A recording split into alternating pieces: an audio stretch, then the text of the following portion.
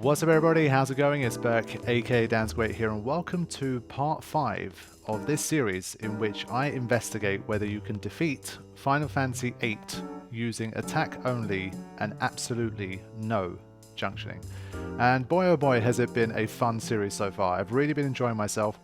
Thank you guys so much for the support that you've given the series so far. It's been awesome, and I would really appreciate it if you continue to do so for the final few episodes we have left here before we move on to the next adventure. But rest assured, this episode in particular I'm hoping that you guys will enjoy, because I was looking forward to sharing this one with you all. So without much further ado, let's get into it and talk about the next part of this challenge.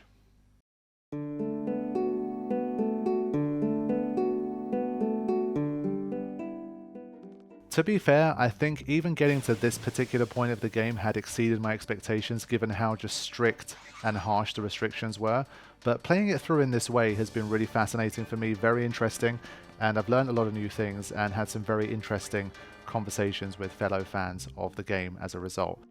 Of all the things that I learned about in this playthrough, my favorite by far was the fact that this game has some kind of internal skipping mechanic. Now, I am definitely not the first person to discover this, but it's definitely very, very niche information. It's information that I would say you pick 1,000 Final Fantasy VIII fans, they would not be able to tell you that they're aware of this. And I did spend a decent amount of time looking this up on the internet and not finding any objective information about the whole skipping thing. But thanks to the community, I have finally got to the bottom of it, and I can finally share with you the proof that we needed to be sure of exactly how this thing works. Now, I'm not going to go too in depth here because over the past couple of episodes we've generally talked about the issue and I've demonstrated it to you guys. My main thing was finding out whether this is some kind of weird bug that, in my mind at least, kind of invalidates the entire run if it's just based off some silly bug that's happening in my version of the game, or like only on the Steam version or something like that. Or is this something that has been there from day one and is built into the mechanics? Because it's so subtle that I never noticed it in any of my playthroughs. Everyone I personally know who's played Final Fantasy VIII has never noticed it, and it's just a piece of information that is very, very, very niche to find. And for example, if you were interested in Final Fantasy VII, this wouldn't have been as much of an issue because things like the battle scripts for every boss battle in Final Fantasy VII, they're literally available on the wiki page. You can just scroll through them and you can see exactly line for line how these enemies are scripted to be in battles. That information for Final Fantasy VIII is way more niche. It's hidden within like modding forums and that kind of thing. But even in those posts, publicly available stuff, I just could not find the information that I was looking for. But thankfully, over the last couple of weeks, I have had people reach out to me. So anyone who did, thank you guys so much. I had a few emails, and I also had Justin, who helped me originally start to get to the bottom of it, send me the files that I needed to confirm everything that I've been talking about with regards to skipping so far. So what I'm going to share with you guys is a battle script from the game. I'm just going to post it as like a screenshot right now. I'm not going to run through it, but the main important part here is that I've used a very simple enemy like Gizzard that doesn't have very many options or very many moves.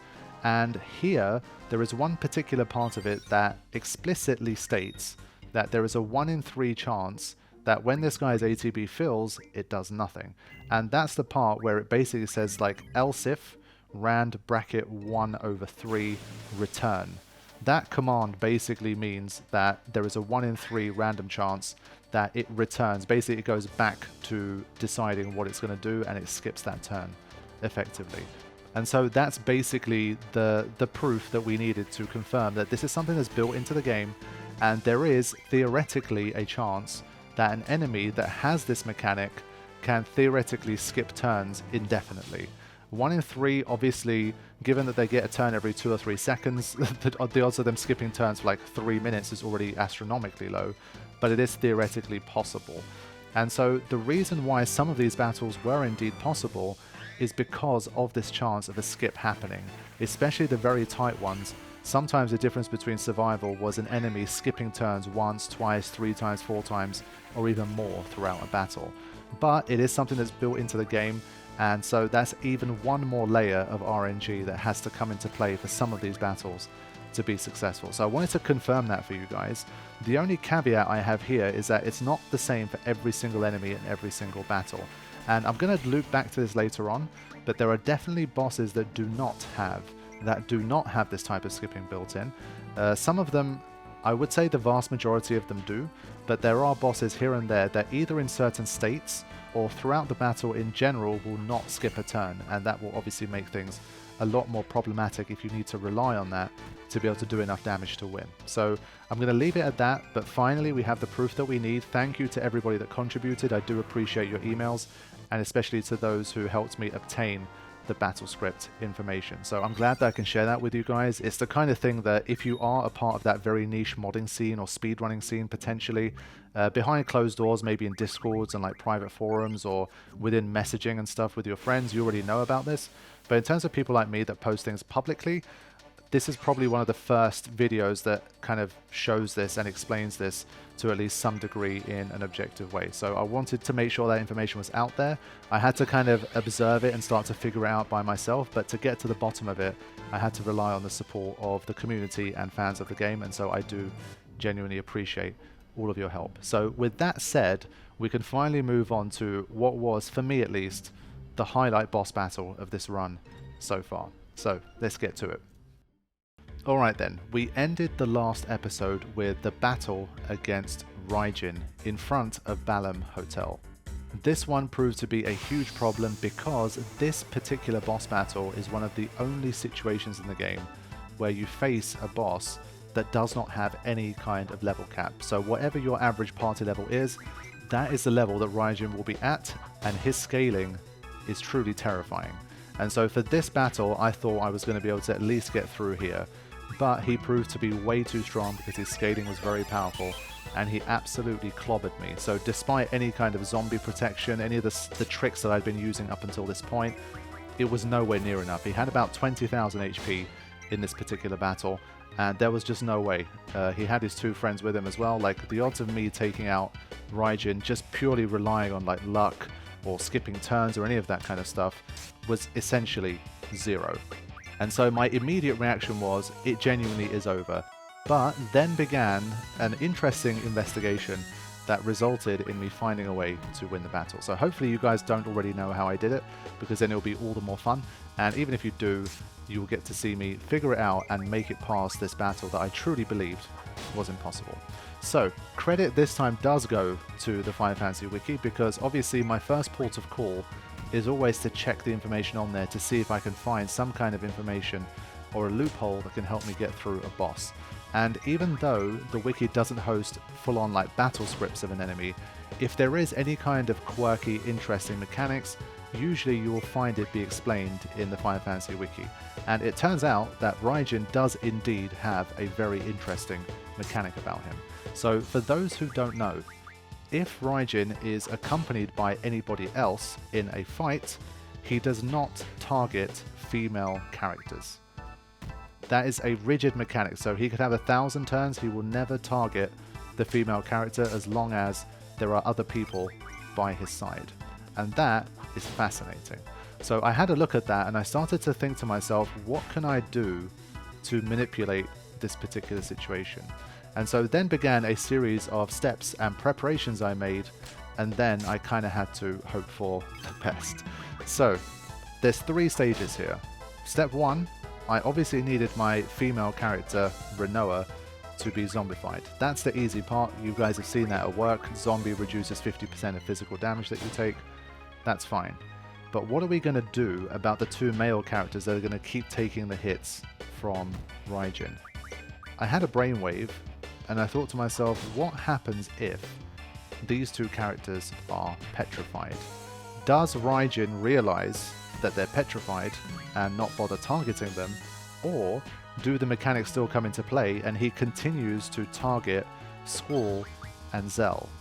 And if that is the case, then that means he's basically going to be stuck targeting those 2 for the entire fight, and so Rinoa will never get hit by Raijin. And so this was the plan.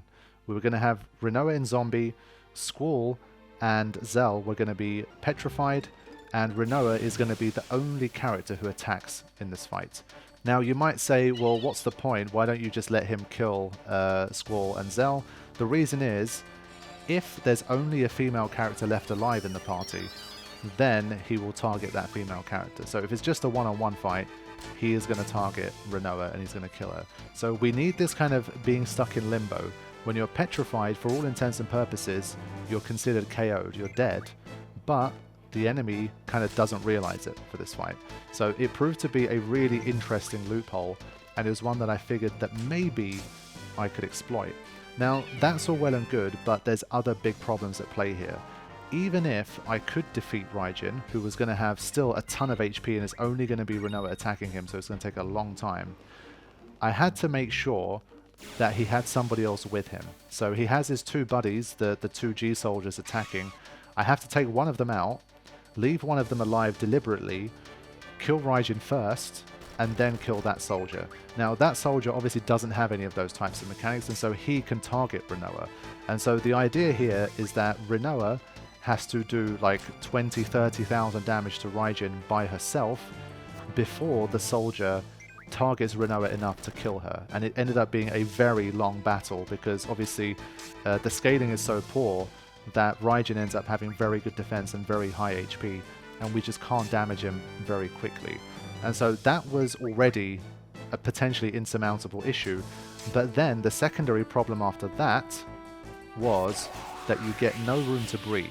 You win that fight against Raijin and you go straight into a second fight with Fujin and Raijin, so it's a back-to-back. So even with this particular setup, the chances were looking very slim. And so what I'm going to do is show you the winning attempt, because this was crazy. I genuinely believe that there was absolutely no way I could do this, and so I'm going to share it. It's one of those, if I didn't record it and someone told me that they did this, I probably wouldn't have believed it, but I've just got to show you guys because it was a hell of a fight. Okay, my friends, here we go. We got Rinoa in zombie. She's silenced as well to boot, but that doesn't really matter. And we have the two petrified characters taking fire for us as much as possible. So Raijin is going to be just stuck doing 0 damage to Squall for the entire fight. Rinoa, as you can see, her HP is maximized for this particular run. To make this any kind of realistic, I had to get her to level 100. And so basically, yes, I did spend time, quote-unquote, grinding Rinoa to level 100 for this fight, but you can basically set it up like this, have them petrified, and have Rinoa be the only character gaining experience, so you can keep Squall and Zell at the same levels that they were previously, because Rinoa is generally strong enough to defeat certain enemies out in the field by herself, and so you can fight those guys, you can run away from difficult encounters, stuff like Gizzard, stuff like near Balamb. She can defeat all of those by herself very easily, and so theoretically, yes, you can grind those enemies and bring Rinoa up to level 100 while keeping Squall and Zell at exactly the same level they were at previously. Now, the reason why I did it like that was because obviously Raijin will scale, and that means that the lower average level I have, the better it's going to be for me. And so Squall at this particular moment is at level 68 and Zell is at level 46. And so the average level here is 71 for the party. And that means that Raijin, I believe, has 28,800 HP here. So you can see at the moment Rinoa at level 100 with a pretty nice weapon is doing 291 damage. And that's why this battle for me, I just really wasn't sure if it was possible at all. Because we have to hope that this G soldier by Raijin's side doesn't do a significant amount of damage to Rinoa for a really extended period of time. And so this was the battle loop. This is what I had to do for, I think, like 10 minutes, 15 minutes, something like that, and just hope for the best, really. So basically, for the G soldier, he does have the opportunity to skip. I think it's about a third of the time he'll skip his turns, which helps. But then the other times, obviously, there is a 66% chance that Rinoa gets away with it and doesn't get hit. So if you add together the skip turns and the chances of her not being hit, because it's a 1 in 3 chance that she does get hit, it's relatively favorable. But because the battle is so long, I had to wonder how much of her HP is he going to chip away, because we need enough HP left over to actually try and win the second fight as well. Because for the second fight, you still have the same problem. 2 characters are petrified, and Rinoa is the only one that can do damage. So the odds are like incredibly stacked against us here. Now, in the name of time, what I'm going to do, now that you've seen the battle loop and how things work, I am obviously going to skip ahead towards the end of this first battle, and you'll see how much HP Rinoa had left and how things worked from there on. Okay, so we are nearing the end of this fight, and hard as it might be to believe, I think I'll show it in fast forward just so you guys can see like the entire fight in every single turn. But Rinoa still has almost 3,000 HP left, and she is nearly done with taking out Raijin, which was absolutely insane. Now, this was attempt number 4 for the record. I did try this a few times, and basically on attempt number 1, she had 1,700 HP left. Attempt number 2, 1,274. And then attempt number 3, she had 2,844 HP left going into fight number 2. And so the third attempt I had was the one with really good RNG. The G Soldier didn't target me as much in that one. And so I was able to defeat Raijin and make my way through to the second battle. Now, thankfully, those G Soldiers don't have very good scaling. I think they must be capped out or something like that because they have very low health. That was obviously another one of the reasons I could actually manage to win this fight. So we get a strength up for our trouble, which is going to be useful for later. But for now, we are forced to go straight into the hotel and do fight number 2. Now, the saving grace of fight number 2 is the fact that this one is level capped. So it's back to normal in that sense. And for this fight, we have Fujin with 8,700 HP and Raijin with 11,600 HP. And the added benefit here is not just HP, obviously all of their other stats are relatively capped as well. So Raijin's defense is lower and his strength is lower too. Now Raijin will abide by the same mechanics here, so we have to take him out first. But Fujin comes in with an immediate tornado, which we cannot avoid. And it does 412 damage.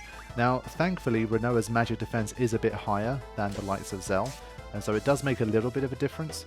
But in this fight, again, it's more a case of how much is Rinoa going to be targeted before she can get the job done. So she took the first arrow for 208 damage, but you can see that gives her a relatively decent amount of leeway here. So the zombie status doesn't help for fight 2 because Raijin's never going to target her, but we just need to see how often the petrified characters will take hits from Fujin's magic. So I'm getting to work on Raijin, and we're doing a little bit more damage. You can see, because he is capped, we are definitely doing more damage, and we should be able to take him out a little more quickly. So Fujin is trying to interrogate us, but 2 of us are petrified anyway, so we can't really offer her too much. But this was just intense, because the previous attempts, as I said, I had about 1,600 to 1,300 HP.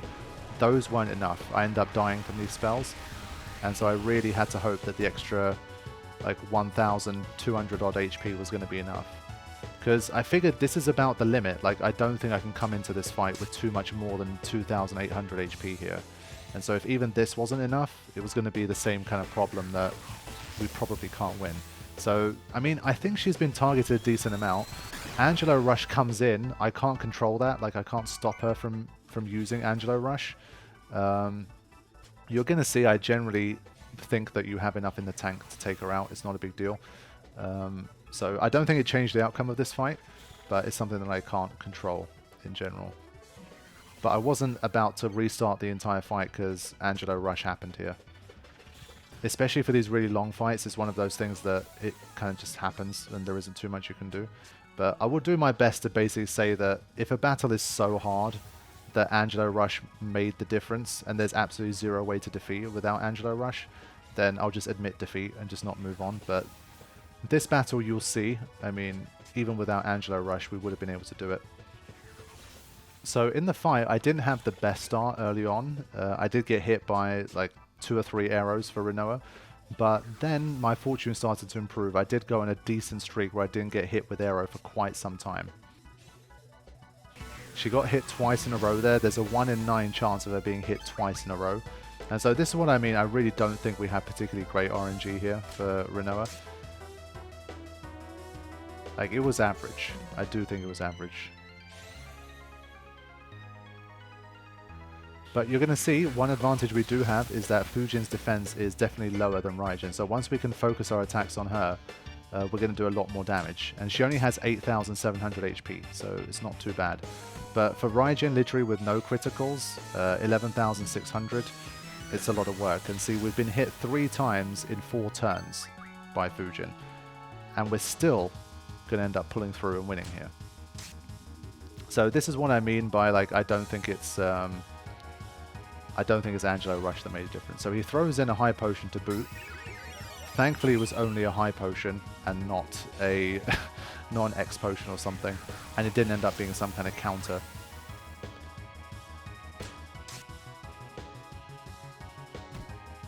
But ultimately, yes, it was that interesting quirk that Raijin does not hit female characters if there's someone with him that ended up being the reason I could win this fight, basically. If it wasn't for that, it was 100% over. There would be no RNG or anything, because these attacks are huge. The Raijin special, those kind of moves, there's no way that you're able to survive those. There we go, she gets hit again. So she has less than 500 HP, and Raijin is still on the table here. Even that extra high potion made a difference, like it took me 2 extra hits as a result. There you go. That was a nice crit, and that finished him off. So now we literally only have 2 chances to get hit here. We've been hit a lot. I really do think we could have been hit certainly less than we did here. So yeah, almost 700 HP there. That's good. And well, criticals will do even more damage, of course. So a crit on Raijin was like 1,000, on her it would be closer to 1,400 damage. So you can see you can wipe her out much more quickly as a result.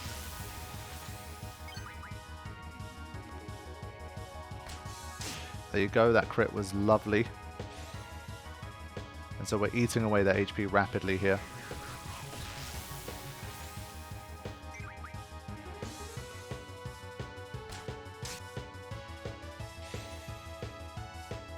I'm getting excited just watching this back. Like this was a thrilling fight for me. Like considering it's just attack only, it's one of the most thrilling attack only fights. I think it is the most thrilling attack only fight I've ever done. It's insane. And so now I've got room for one more attack after this one, so I can take basically one more hit. And I'm getting close here.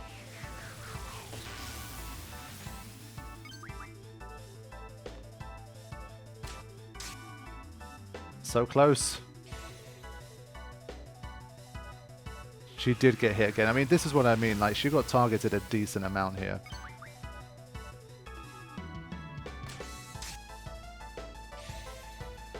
This was so tight. But you can see, if she got targeted one less time, or if she got one more critical hit, it basically would be over at this point. So it's definitely very close here. And Angelo Rush did help, no doubt, I'm not going to lie, but I do think it's definitely doable without it. She basically would have had to target the other two 1 or 2 more times in this fight, and we would have won without Angelo Rush as well. And so I'm going to take this win. If you guys don't accept it because of Angelo Rush, fair play, I'll give it to you. But I think it's pretty clear at this point that you can definitely beat these guys if Angelo Rush doesn't exist either. And so there you go, that was my most fun, thrilling battle of basically the series so far, and of all of my, I think, attack-only adventures. It was really, really fun. And so the process of finding that quirk in the mechanics from the wiki, and then coming up with the strategy to exploit that, and then kind of going through the attempts and the RNG and the repetitions to try and get the win, that's the type of shit I live for. I love that type of challenge material. It's not for everybody, I will admit that. But it was a lot of fun for me. I had a very good time, and it was a massive, massive relief to be able to get through this fight. Because I genuinely, for the first like 5-10 minutes, attempts, talking, just thinking about it out loud, I was like, there's just no way the fight is over. And so thankfully I lived to battle on for another day, and I got past easily the most difficult boss of this entire run so far. So from here we can finally move on to the Battle of the Gardens.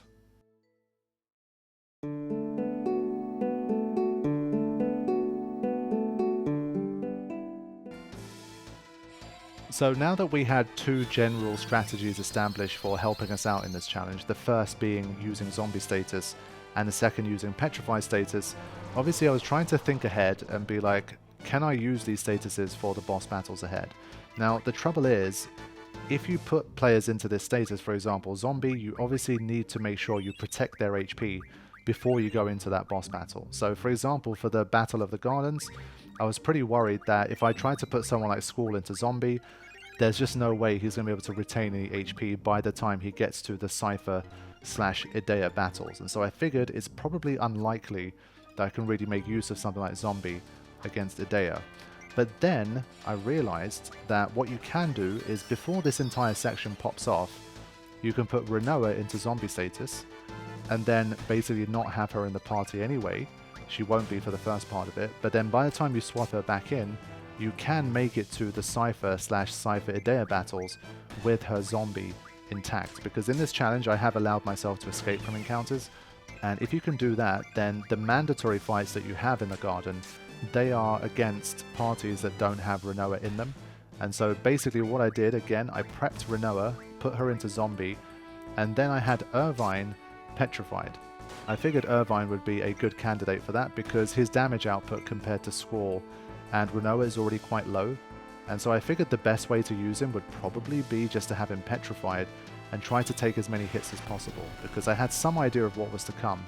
And even at level 100, like, his level of HP just wouldn't have really been enough to, I think, turn the tide. And so I figured it would probably help me where Rinoa is zombified, Irvine is petrified, and Squall, he's just going to have to fight straight up because I just can't protect him if he's under zombie status for long enough. And so with that in mind, let's begin the Battle of the Gardens and have a look through the path to Cypher/Idea. So the first mandatory fight here is against 4 of these green soldiers. And originally, like, I knew nothing about these guys. I didn't really look them up much before. They weren't in my list of like mandatory boss fight levels and all that kind of stuff, and so I thought surely they can't be that bad. And then they came in like absolute wrecking balls. So the first attempt that I had with the Gardens, I didn't do my kind of petrification strategy and all that kind of stuff. That came later. But to save time, I'll show you guys a little bit of footage from the first encounter I had against them. They've got things like Demi, they can slow you, and their attacks are really powerful. So the first attempt I had was a total shambles against them, but then I prepared differently, and I came back with a petrified Irvine. I had Squall anyway, didn't put him in zombie because I thought, what's the point? And then I had Quistis. And so the good thing about this was that it lowered my average level again, because both Quistis and Irvine's levels were relatively low compared to Squall. Now with these guys, thankfully, because they can use Demi as well, and they can use Silence, and they can use Slow, there's a decent variety of moves they have that don't actually damage you. It's their physical attacks that are quite brutal. Now also, these guys are enemies that can be either above your level or below your level. So thankfully they don't have like a fixed average. And that meant that when you faced the lower level variants, you had quite a big advantage over them in terms of power. And so what I had to do was, I did need 2 or 3 resets here, but when I came up against at least 2 or 3 of them being at the lower level variant, and then they chose their more favorable moves like Demi or Silence or something like that, then I was able to get past these guys. But they proved to be tougher than I thought. I thought I'd just breeze past them because soldiers in general, they're not too much of a problem. But originally they completely blitzed me out, but a few resets and a little bit of preparation helped me get through them. So this was a mandatory fight, and this is again why there's no point in putting zombie on, because if push came to shove and it was really, really tough, I could put Squall and zombie for this one fight to help me survive, and then I just basically have to heal him and move on. And once you're kind of past the point of no return, obviously you can't get zombie back on any of your party members. And so there was no point trying to utilize that strategy for Squall in this one. And so we had to keep resetting until we got at least 3 of them as the low level ones to get through.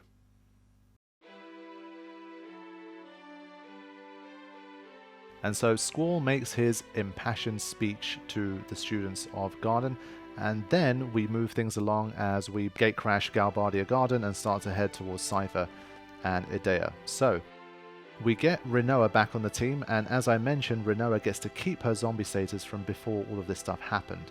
And so from here onwards, the next mandatory fight we have is against Cypher, and that means that we can protect Rinoa from taking any damage until we have to face the next boss battle.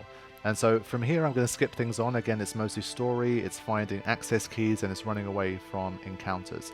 What I will show you guys is anyone who is curious about Cerberus and whether I could defeat him to add him as a GF to my party, Why I'd want to do that at this particular point is not clear, but obviously I tried to defeat him anyway just to see if I could, and the answer was a resounding no. Like, his scaling is brutal, and his moveset is very bad for trying to do an attack-only type challenge. So I'm showing you guys in the background a little bit what happened against Cerberus. It was one of those fights, I think I tried it once or maybe twice, and I pretty quickly realized that this is one of those where it's not even worth trying to think of anything. I had a quick look at the wiki again to see if there was anything kind of loophole-like, and I couldn't find anything, and so I was like, okay, this is not a mandatory fight anyway, and I'm not junctioning GFs, so what the hell's the point? Let's move on and continue towards Cypher. So let me show you guys the next battle against Cypher.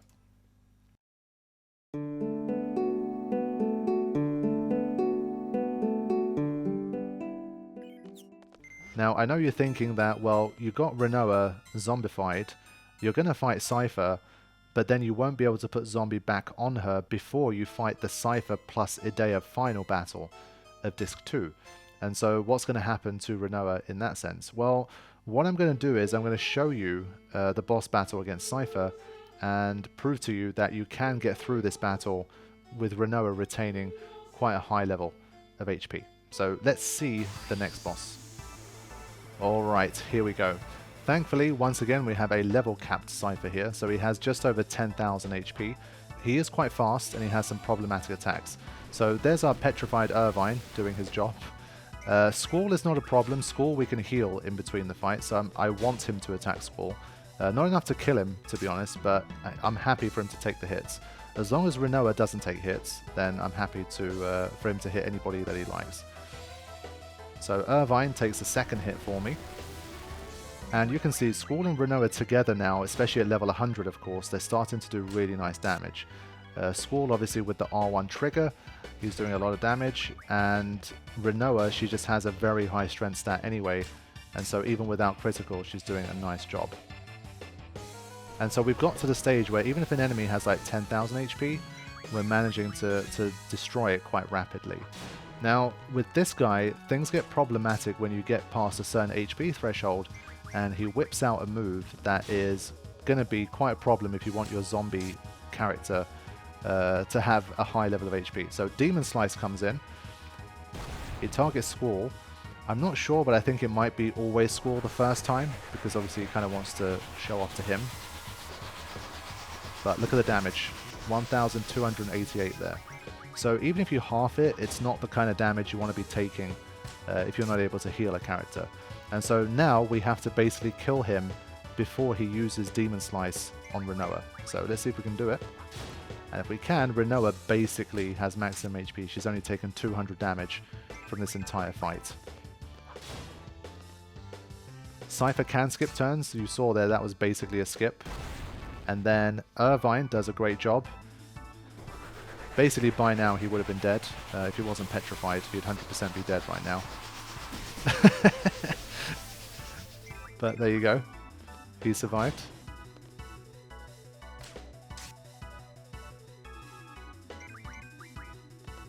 And there was another skip there.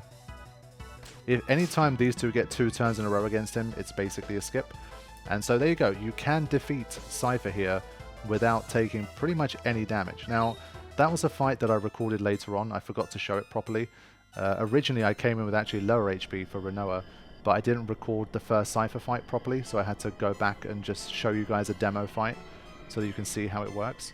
And so this is a even better setup than the one I actually end up defeating Idea and Cypher with. So let me skip ahead to that fight, but if you do wonder why Rinoa's HP is different, that's the reason why. It's not going to be from the same attempt.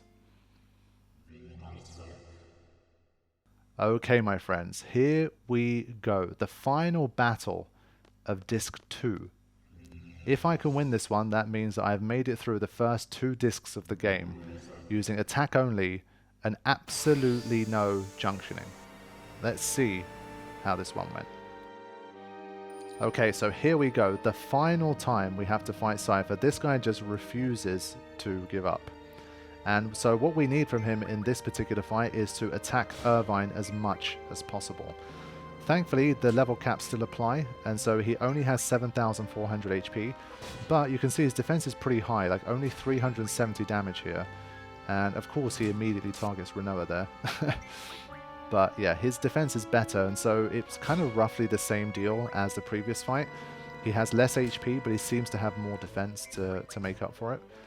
And so we will have to try to get through this phase by taking as little damage as we can from Cypher's attacks.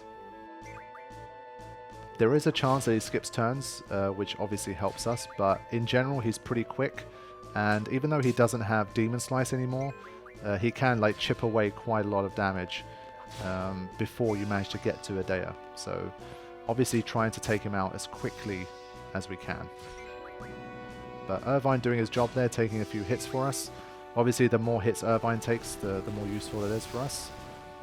He basically has to take more than 2,100's worth of damage, and then he would have done a good job here.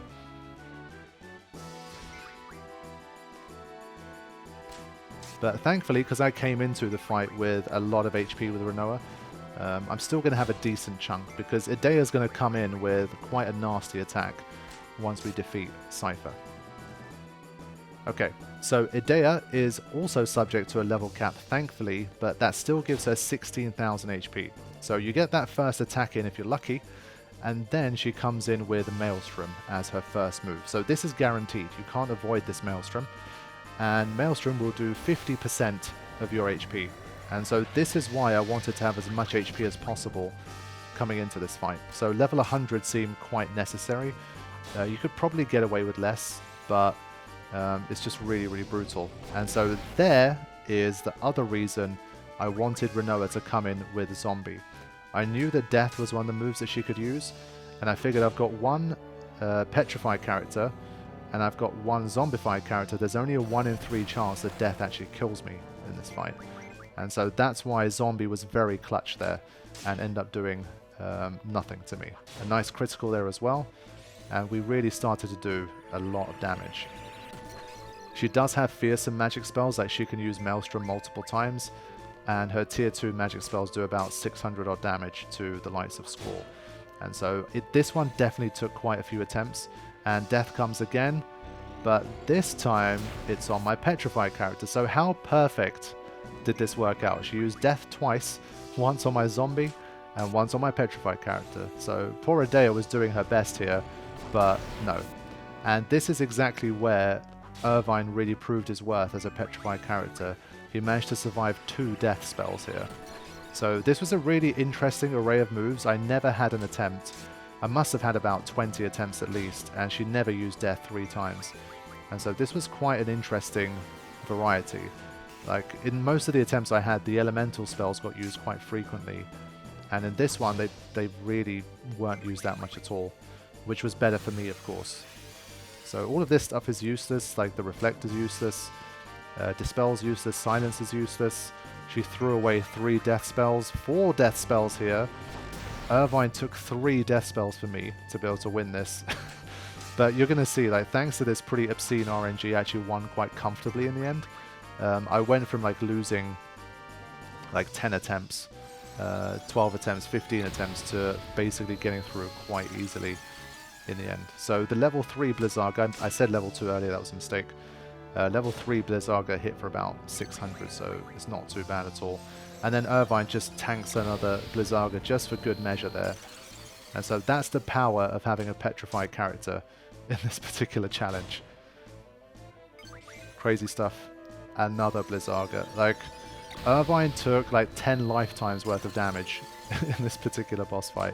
He was an absolute tank. And so lots of nice criticals as well, and she comes in with Silence. Like, this was just a hell of an RNG, this fight.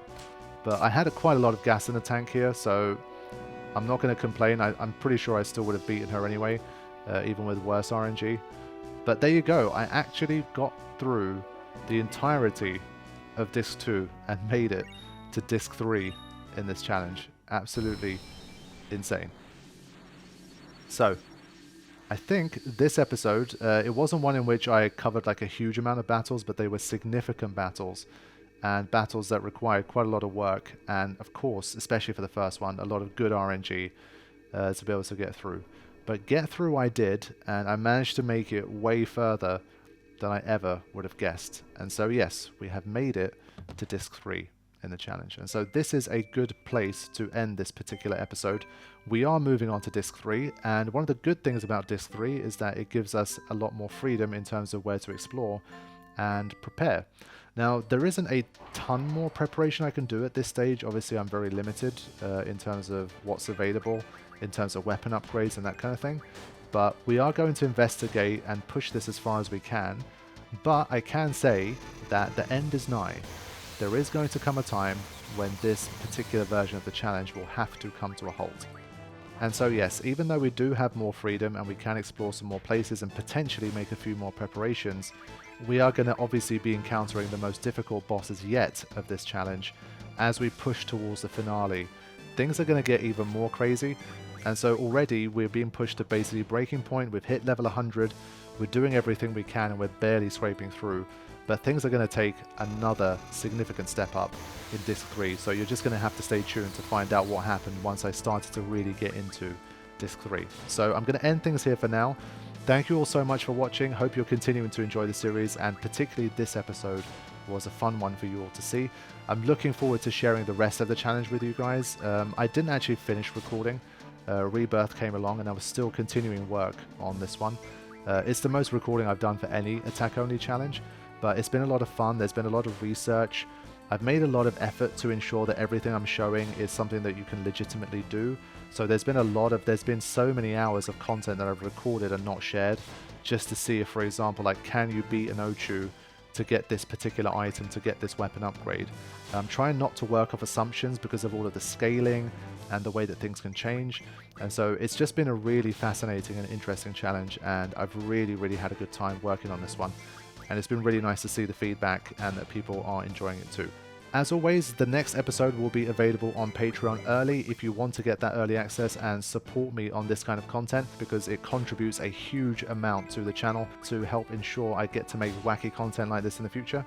Please do check it out. But for everybody else, stay tuned. We are back with more in 2 weeks' time, and you will see how this challenge progresses as we really start to get towards the business end and get closer to wrapping things up. So even if I get through all the way to the end of the game and I see the credits roll, there's not going to be that many more episodes. I'm generally trying to keep these to like 6 to 8 episodes to not drag them out too much. And as this is the end of episode 5 and we're on disc 3, I think disc 3 and 4 in terms of episodes is going to be shorter than disc 1 and 2. And so again, we're heading towards the 7 or 8 episode range, depending on how things go. As I say, the recording's not finished, so I don't know exactly how long the series is going to be, but I'm going to continue working on things and try to bring you guys the best content that I can. So thank you all for watching. I will see you soon. Take care.